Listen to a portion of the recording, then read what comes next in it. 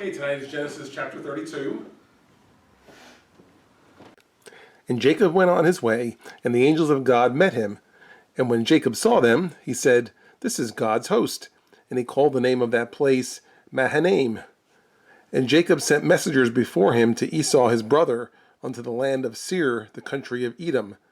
And he commanded them, saying, "Thus shall ye speak unto my lord Esau. Thy servant Jacob saith thus, I have sojourned with Laban, and stayeth there until now.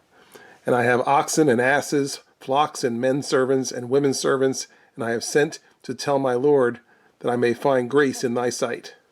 As Jacob continues on the way now with his family and those who are with them, right? First of all, he encounters angels, right? As it says in the first verse, says the angels of God met him, right? And when Jacob saw them, he said, "Hey, this is a special place," all right? Kind of like, remember when he had the dream of the angel going up and down the ladder to heaven, and he said, this is where God lives, right? So it says that, well, I'm seeing angels, so this is a special place here. He said, this is God's host.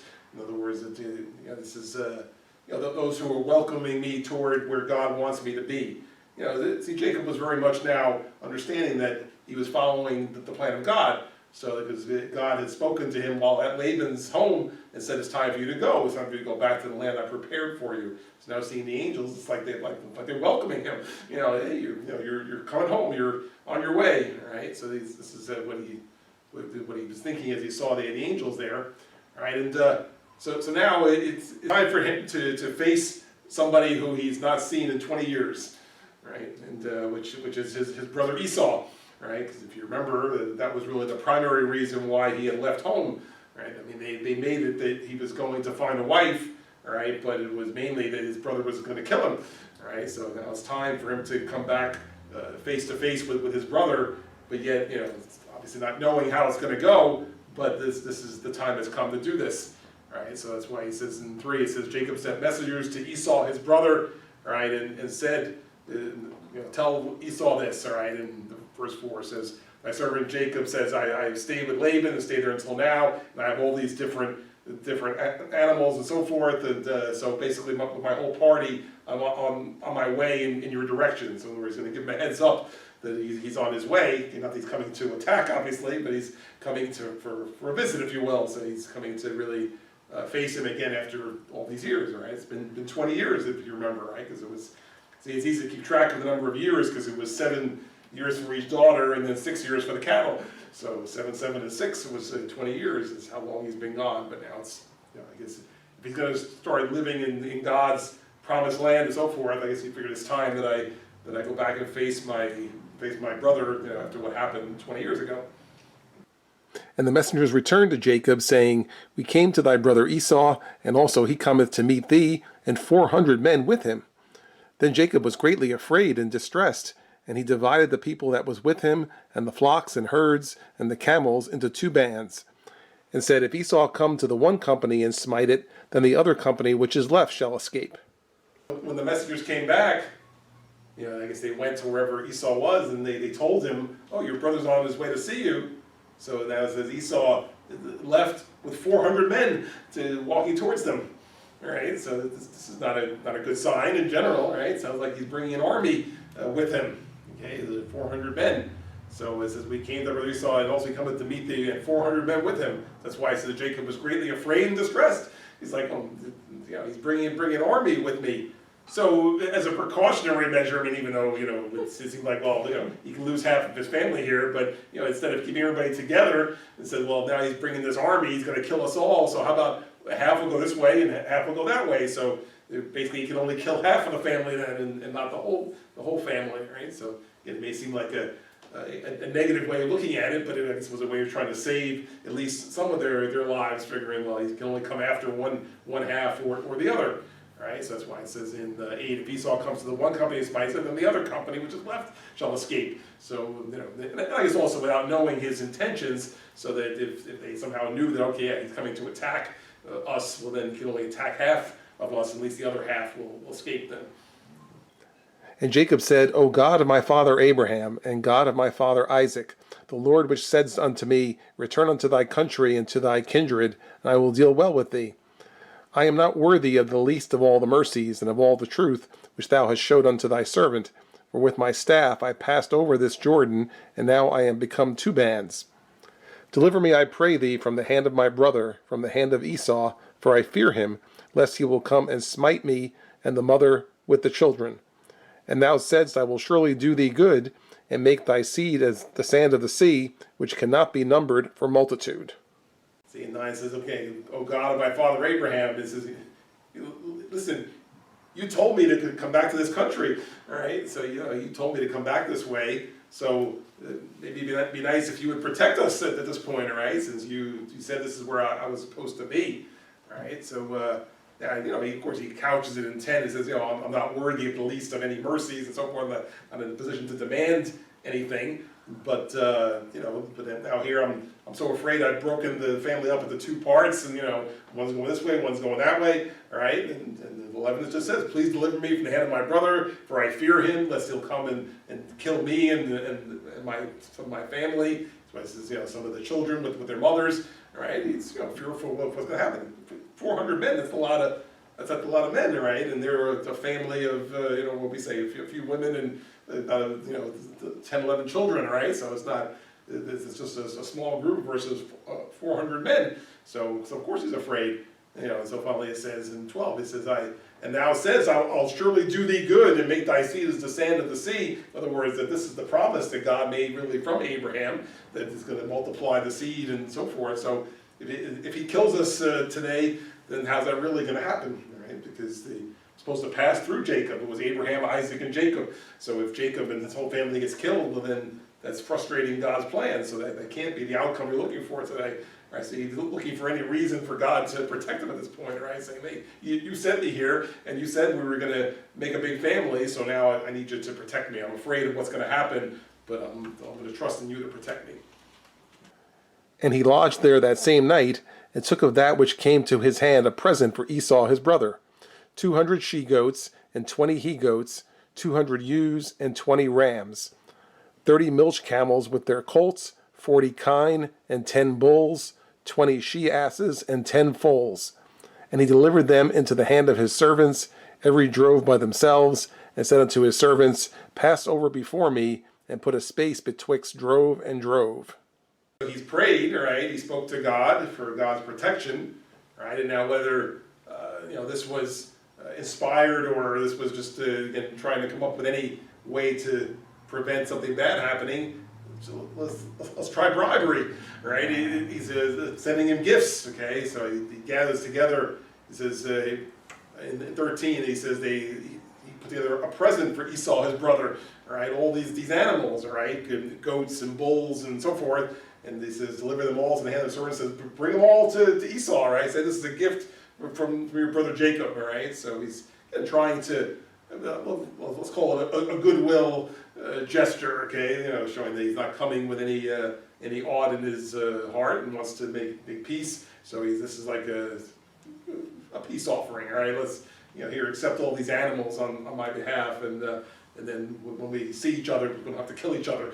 So you see there in verse 16, all right, where it says how he's going to arrange the herds, right? The drove is another word for herd in this case, all right? So that's why it says every drove by themselves, and puts a space between each drove, all right? And so even though it's not a word as we would use it today, but that was another word for herd, so that's how they arranged the animals as they sent them off to Esau as a gift.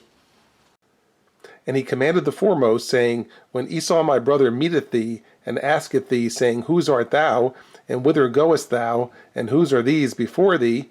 Then thou shalt say, They be thy servant Jacob's. It is a present sent unto my lord Esau, and behold also he is behind us. And so commanded he the second, and the third, and all that followed the droves, saying, On this manner shall ye speak unto Esau, when ye find him. And say ye moreover, Behold, thy servant Jacob is behind us. For he said, I will appease him with the present that goeth before me, and afterward I will see his face, peradventure he will accept of me.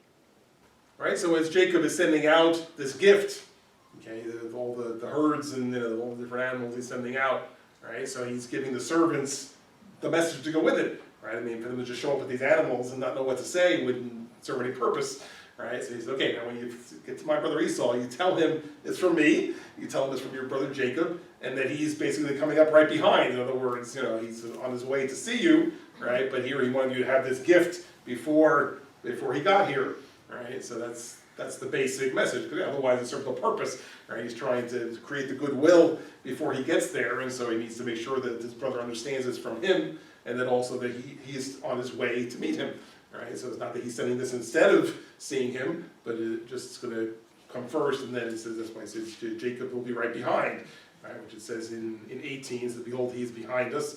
And then I think 20 says again too, behold, thy servant Jacob is behind us, all right? And so afterward you're going to see his face, all right? He's on his way to see you in person, but he wanted us to bring you this before he gets to you. And again, remember, he's still not sure what's going to happen here, right?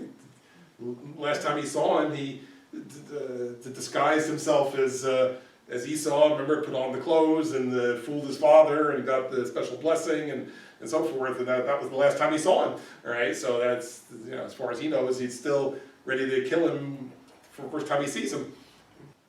So went the present over before him, and himself lodged that night in the company. And he rose up that night, and took his 2 wives, and his 2 women servants, and his 11 sons, and passed over the ford Jabbok. And he took them, and sent them over the brook, and sent over that he had. Okay, so the present has been sent, all right, and the gift is on its way, right, and so it sounds like the meeting is going to occur the next day, all right, it's based on this, all right. So it says the present has been sent over. It says they lodged that night. Okay, we're going to sleep here, and then tomorrow is going to be the big day, all right, where we're going to see my brother for the first time in 20 years, right? So 22, it says he gathers together the family, right, and sends them over the brook, and now he's going to spend some time by himself that night. Okay, is what's going to happen next, right? So he's going to spend some time, perhaps in prayer and get some rest, and looking forward to what's going to happen tomorrow. And Jacob was left alone, and there wrestled a man with him until the breaking of the day. And when he saw that he prevailed not against him, he touched the hollow of his thigh, and the hollow of Jacob's thigh was out of joint as he wrestled with him. And he said, Let me go, for the day breaketh. And he said, I will not let thee go, except thou bless me. So kind of an unusual happening here during the night. All right, it says in the night, it says a man suddenly was there wrestling with Jacob. Okay, kind of whether in his sleep or whatever, or woke him up, and he was wrestling with him. Right, and so now in 25, it says when the man who was wrestling, saw that he wasn't prevailing, in other words, he wasn't beating him or whatever, defeating him, it says he touched the hollow of his thigh, and the hollow of Jacob's thigh was out of joint as he wrestled with him. Now, again, it's up to interpretation exactly what part of the body that is, all right? So, I mean, it may have been like on the inside of the thigh. I mean, again, it could be right in the middle, it's unclear, but it was somewhere in there, so where the man kind of grabbed him, and so it threw it out, all right, to the point where he was actually injured at that point, right? And because as it says, he touched the hollow of his thigh was out of joint as he wrestled with him, all right? But still, in 26 it says, let me go, for it's still daybreak, all right? But Jacob says, I will not let you go unless you bless me, right?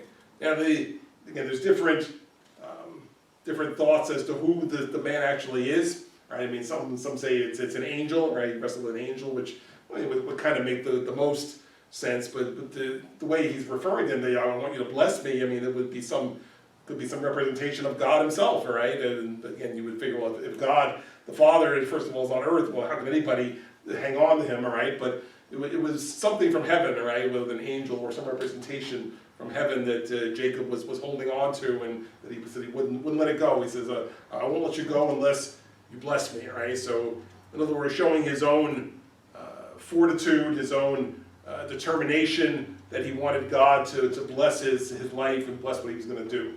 Right, and that's really what was being demonstrated here, is that he's not, I got a hold of God in some way, and I'm not letting you go until you bless me, right? Because I'm afraid of what's going to happen tomorrow with my brother. I need to know you're with me, so he's going to just hang on to God. And so, you can see how you can take that when if you wanted to teach a lesson on that or preach a message on that, right? The idea that, you want to grab onto God and hang on, right? You don't want to let go, and that you want God to bless your life. So, your life with God, what you know of Him, you want to hang on, right? You don't want to let go. So that's what Jacob is doing here, is hanging on. I'm not going to let you go until you bless me.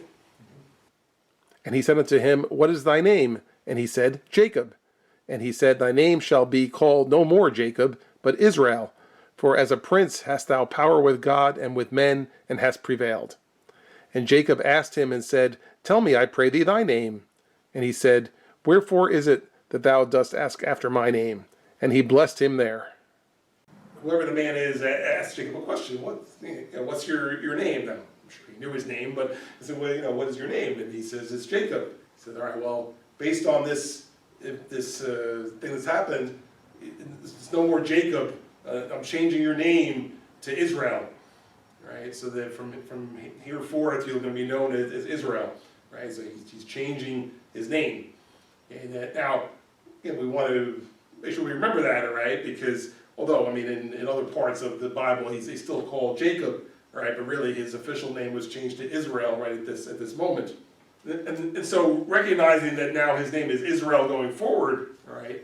That's why then in later chapters or later parts of the book or later years, those who came from him, his family is known as Israelites or the house of Israel, right? And so the house of Israel is all the descendants of Jacob, whose name was also Israel. Everybody under this, right? And then everybody who's under any of these are all of the house of Israel, right? So the house of Israel is this whole box and everybody who comes from there. All right, so all the descendants of Jacob, whose name was changed to Israel, are known as the house of Israel. All right, down to today, right? That we reach out to the people who are of the house of Israel, right? And there's a lot of promises that were made to them back here. All right, they were made to Abraham that their people would be blessed, that they'd have many family members who would be blessed by God. And so the house of Israel was a special family to God, and so down to today we try our best to reach out to the house of Israel, right? And in fact, part of that here in the land of the Americas, right? We do work among the Native Americans who we understand are descendants of Joseph. Either Joseph over there. So the Joseph was one of the sons of Jacob or Israel, and so his descendants live in the Americas, right? The Native Americans and the people of the Mexico and the South America and so forth, the natives of those lands are descendants of Joseph. So they could be called the house of Joseph, but we actually refer to them as the seed of Joseph, right? In other words, the descendants of Joseph. So if you ever hear in the church us refer to the seed of Joseph, that's who we're talking about. Those would be the descendants of Joseph, who were the natives of the Americas today, right? But they are part of the house of Israel. Judah, who was one of the sons of Israel, the descendants of Judah are the people known as the Jewish people, all right? And so you hear like Judaism, all right? That's from Judah, so that's another one of the 12 tribes of Israel, right? And so there's going to be 12 sons altogether. Currently, there's 11 in the story, but there's going to be one more born, so there'll be 12 altogether. So when you hear the 12 tribes of Israel, it's the 12 families that came from the 12 sons of Jacob, whose name was also now changed to Israel. And so, of course, then eventually there was a country called Israel, right, which was named after Jacob here, right? So, because if his name wasn't changed, the country would be called Jacob today, but it's not. It's called Israel. So, as you see, this was a key part, all right, and it stems back to this episode of him wrestling with this man. Now, who the man was is a little bit of a mystery, but it's some representation of God. So if it's not God himself, it's an angel who's representing him, because it says that he changed his name to Israel, and then he blessed him. All right, as you see in 29, it says Jacob tries to ask him, well, all right, I told you my name, and now you're changing my name. Well, what's your name? All right, but he doesn't give him a name. He just blesses him. All right, so he doesn't really even answer the question, because it's going to be he who doesn't have a name. So again, whether it was an angel or some representation of God, he's just there to bless him, and he changed his name to Israel at this time after seeing his tenaciousness and hanging on to him all through the night. And Jacob called the name of the place Peniel, for I have seen God face to face, and my life is preserved. And as he passed over Penuel, the sun rose upon him, and he halted upon his thigh. Therefore the children of Israel eat not of the sinew which shrank, which is upon the hollow of the thigh, unto this day, because he touched the hollow of Jacob's thigh in the sinew that shrank.